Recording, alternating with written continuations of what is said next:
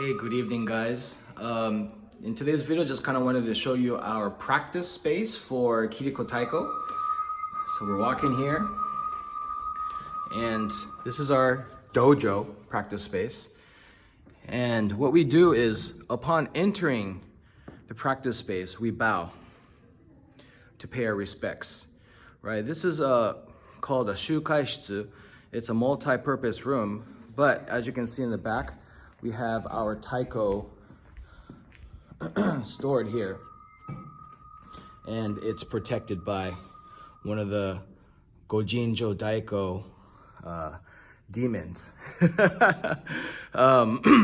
But what I wanted to really express is the respect factor of Taiko, right? This is not only a musical art form, it's a traditional cultural art in Japan. Let me close this door. They're practicing some music down the hall, which is really nice. But anyways, upon entering the school, the dojo space, we bow, say yoroshiku onegai shimasu, okay? And then we're gonna set up the drums, okay? We have a table here for your things and water bottles and whatnot. And this is how we begin practice, all right?